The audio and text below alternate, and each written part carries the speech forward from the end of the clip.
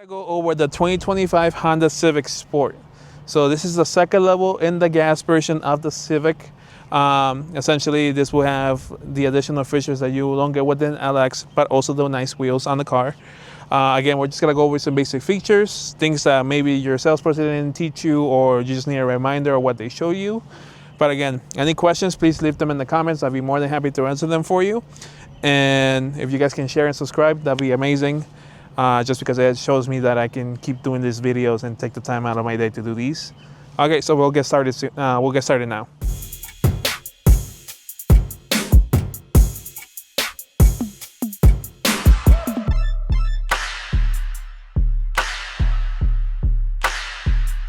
First things off, we gotta go how to remote start the car. The way we gotta do that, you gotta take your key fob, which should look like this on the Honda Sport.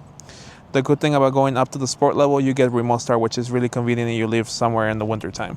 So the way you activate remote start, all you do is you click lock twice, 1, 2, and then you press and hold the circle. You wait for a flash. There you go. That means they took the signal. When the car is on, it gives you the multiple flashes indicating the car is on. So the remote start will stay on for 10 minutes. After 10 minutes, it will turn off. You can always reset the timer by doing the same thing again.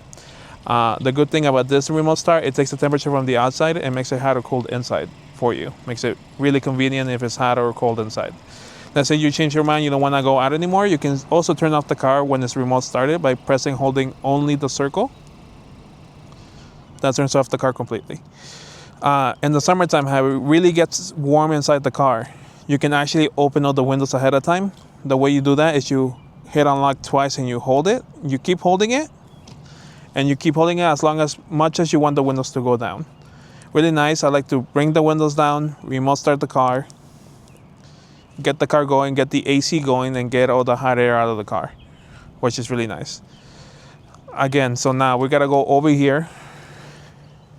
So as long as you have the key fob in your pocket, purse, whatever you have your key fob, you can simply unlock the car by putting your hand inside like I just did. You have 3 little lines up here. You put your finger over it. That locks it for you. So unlocked, locked. Never do this because that will confuse the computer. So unlocked, this is locked. And when the car is unlocked, so is your gas open. You have your little lock right here. So when you lock the car, that locks it all the way. As long as you have the key fob with you in range of the car, there's a little button right underneath the H right here. So right here, you press on it. I have the keys with me. The trunk will open for me. You have plenty of trunk space here. And since this is a gas one, you still have a spare tire right underneath there with everything you need to replace it in case you ever get a flat. You have your emergency latch right over here. But let's say the car, for whatever reason, shuts down, turns off, whatever. You actually still have a key in the actual key fob. The way you do that, you have a little square right here. You press it, you take out the physical key right here. Because you need to get inside for emergencies. If you can see it right here, you have a little square right here. So you pull out that little key, you insert it right there. Take it out so the little cap goes out. There's a little line right there. So when you pull it, it opens your trunk. So in any case the car ever dies, you need to get inside your trunk to get something. That's how you access the car in case of emergency. So another feature you have, in case, again, the key can be used to lock the car manually, but let's say you don't want to get inside the car, lock up the windows, you have a little emergency latch here to unlock or lock the car itself. But if you actually grab it, put it in lock position twice and hold it, all the windows will start going up again. So just a little trick right there. But realistically, you only need this actual little key out when you want to open raise all the windows up or get into your trunk in case the car dies.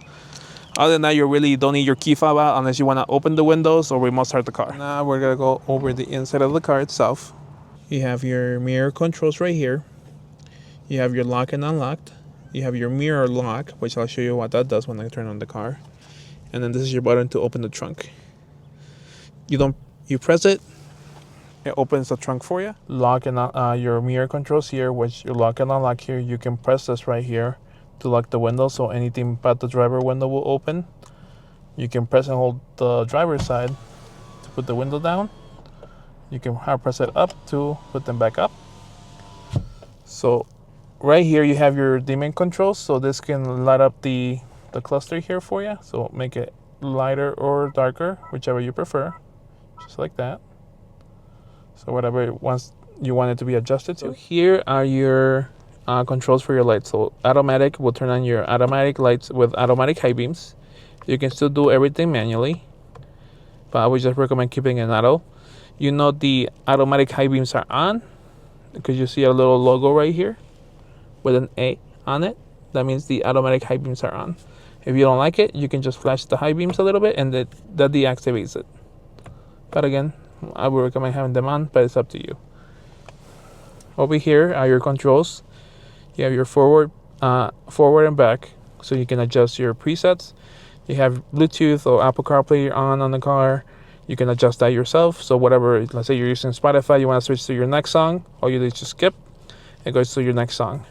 You have your volume up, volume down, your home button, which you just click home.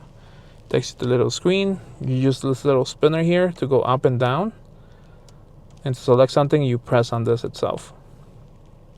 When you're connecting to Siri, which I'll show you in a little bit, we would just press and hold this and we can use Siri or Google to do commands, so like set navigation up, call somebody, text somebody, so on and so forth. Over here, you have your safety features, which is your adaptive cruise control. You know this is on because you see the little logo right over there.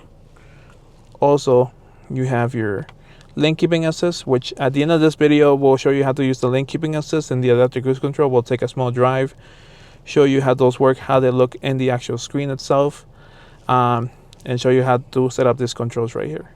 But right now I want to focus on the controls for the home and this and the main screen right there. Go over your settings, set that up for you. So I'm going to assume it as much as I can, and then you guys know how to control these. So home takes me to my home screen, up and down to adjust everything. I'm just going to go over every single screen. So here we're going to go over the basics. So first we'll click home, as you can see right there on the left.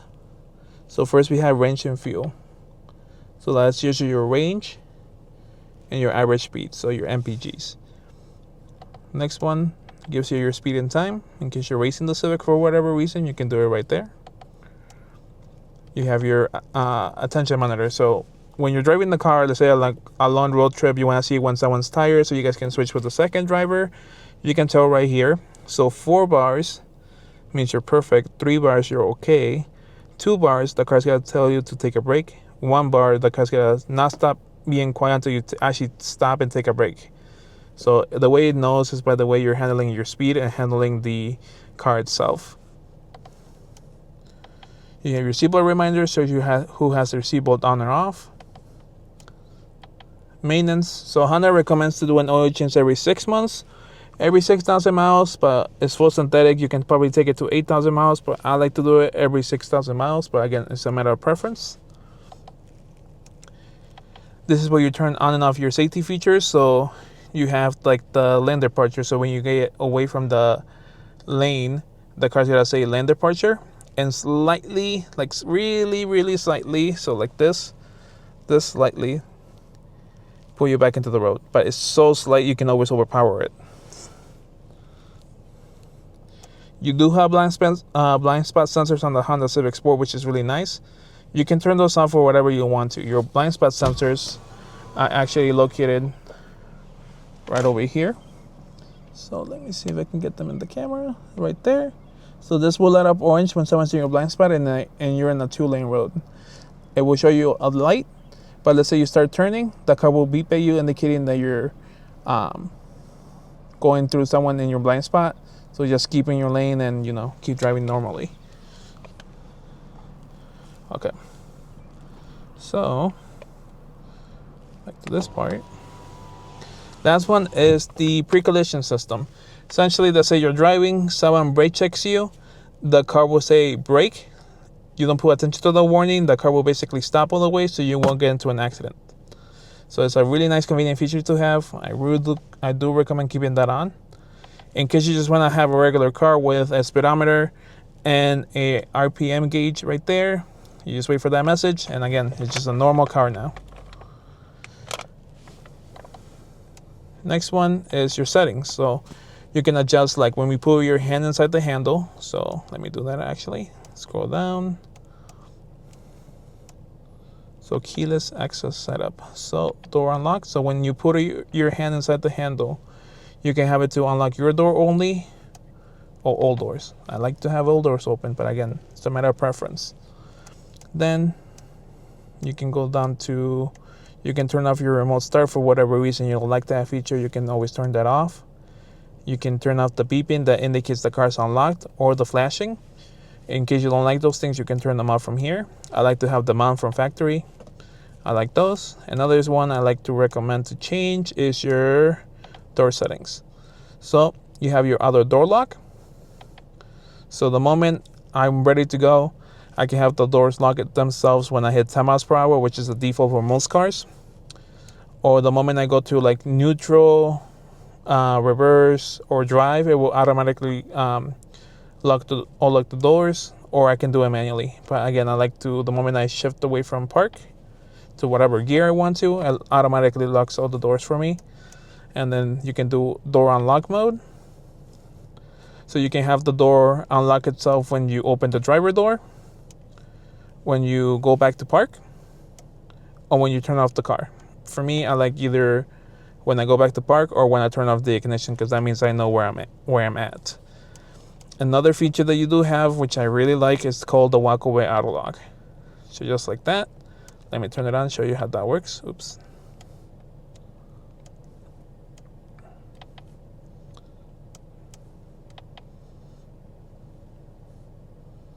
So the way that works, let me go back to the home screen. Most people just like this one in the range and fuel. You can always change that to your liking, but the way it works, basically, let's say I got home, I'm ready to get it back inside. So I turn off the car. I have the key in my pocket. Then I'll just simply get out of the car. Just like that. Close the doors. Have the key with me so you guys can see I'm not touching anything. I just walk like 10 steps. Not touching the key. It locks, which is really nice to have. Let's say for whatever reason I leave the key fob, it falls out my pocket or whatever, and it stays right there. Don't beeps. The car will never lock when the key is inside the car. So really nice in case you lock yourself. So see, key is not detecting with me, so it's not locking. I take the key back. One beep, then I walk away. It locks.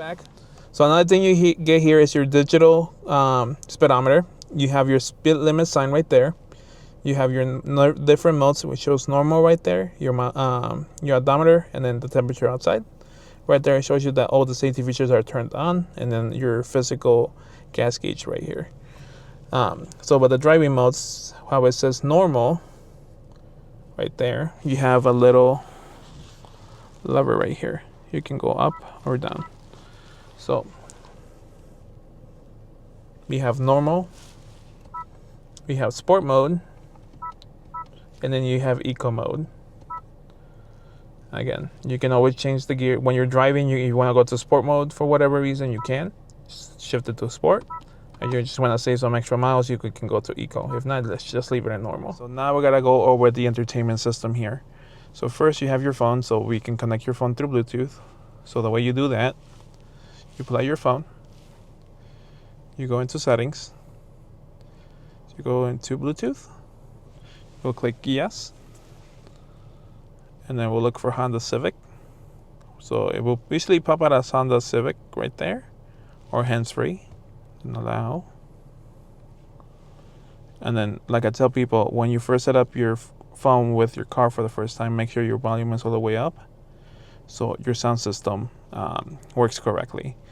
If you don't do that, then when you pull music on, you'll think the speakers are broken because it won't sound like it should. So turn up your volume when you first connect, and then you should be fine anytime afterwards. So you have your phone connected, you have your radio. So you can set up, like you want to set this as a preset. You have your presets right there. To program one, you can just simply press and hold whichever square you want to take over. You get a little beep, and there you go. That's how you do a preset. Media, this is where you can do your USBs. There's no more USB though, it's USB-C now. And we'll use this one here on the left to do CarPlay. So to do CarPlay, all you'll need is a charger for your car, something that just stays in the car only. This one case is USB-C. I have an iPhone 15 Max, so all I'll do is plug it in. Then I'll just follow the instructions. So unlock my phone, click yes. I'll click on my phone. It will say you want to connect to CarPlay, allow, and there you go. Now I have my navigation right there. I have all my compatible apps here. So I got my Spotify, my Honda Link, my Waze, my Google Maps, whatever I use, I can have it right there, which is really nice and convenient. The little talk button I spoke to you guys earlier in the video about, I can press and hold it. Find me the nearest restaurant in Barrington. One option is Sagano Japanese Restaurant on North Huff Street in... And again, you can just do that with calling, texting, or whatever. All you have to do is just connect it. Once you pair it, all you do is just take it off when you get in the car, connect it, and it will automatically connect to CarPlay. If it doesn't pop out, all you do is just click connect and it will bring you right straight to CarPlay, which is really nice. Okay, you have your menu screen right here. So in case you want to adjust your Bluetooth settings, so you want to add your husband, your kids, or whatever cell phone into this, you can do change device, priority devices, connect device or delete device, or you can connect new device. You can connect up to 6 devices with this car if you want to. Entertainment system is pretty simple. Honestly, I would just recommend having CarPlay on the whole time. Makes life a little easier. So right underneath here, you have all your temperature controls. You have your fan speed right in the middle right here. So you can go up or down. This is to turn it off as well, just by clicking on it. You have your front and rear defroster, where your side mirror is also being heated when you click on the rear. Your AC on and off. To let the air circulate inside. You want to take that off, you can.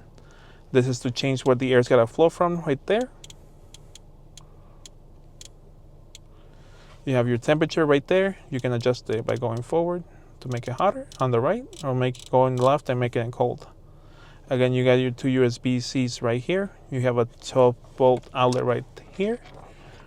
And then I'm going to put it in reverse and show you the reverse camera. So shift it to reverse. So this is your reverse camera. So when I turn the steering wheel, the lines will follow, which is really nice. You have the wide view, you have the normal view, and then you also have the bumper view. In case you're parallel parking, I want to see how much room I got until I hit the garage, or I want to be right at the line, I can do that. And then this is for your Sonar sensor. So let's say I'm backing up from like the grocery store or whatever, and someone starts driving my direction and I'm not looking at them because I had 2 bigger cars. It will give me arrows and beeping telling me there's a car coming to stop and, let it go through. Right underneath here, we have your drive modes. Again, we went over that already. So the car comes equipped with the idle stop. So basically, when you stop on a stop sign, the car turns off completely. Once you release the brake, it turns back on. You don't like that feature? You have press this, turns it off. The catch is it defaults on every time you restart the car. So you have to turn it off every single time. This is your emergency brake. You know it's on because you see the little red light. There's 2 ways to take this off. You can press on the brake and press this down. Or you can simply put on your seatbelt on the driver's side. Let me put it on real quick. Put it in drive. And I just step on the gas. Automatically takes it out for me. Another cool feature is the brake hold. So to turn it on, you press brake hold. Over here on the cluster, it shows brake hold right there. So when I put it in drive, I'm in a complete stop. It only shows brake hold right there. So it shows hold in bold letters. So once I see hold and I'm in a complete stop, I can take my foot off. So I'm not holding the brake anymore right now. And let's say the light turns green or whatever, I just tap on the gas, I'm ready to go. it lets it go. I only take my foot off when I stop all the way and I see hold. So a pretty nice, convenient feature that we have here. Okay? So a really nice feature to have. Okay. Other than that, you have your center console. You know, you have a little cubby space right there, so you want to put coins or whatever. You can take it off if you don't want to, but you have a nice deep space right there. Okay.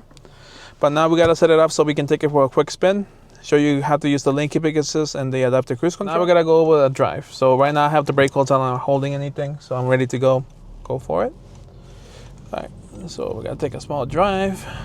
I'm just gonna drive it normal until we make the turn, just so you guys can see. Car drives pretty smooth. For the sport, it's actually pretty nice. I can see myself driving this car every day. That's a decent pickup. I mean, we're going through a bumpy road. It's not really that bumpy, and the car really sits slow. It's pretty nice. Automatic high beams turned on slightly. It went back to normal just because it detected other cars coming through here.